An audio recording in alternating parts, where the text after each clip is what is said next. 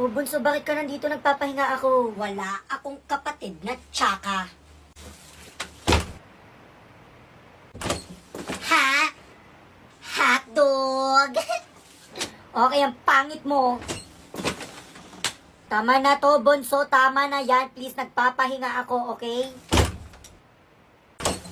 Dahil, mama mo na siya. Mama, si Bunso!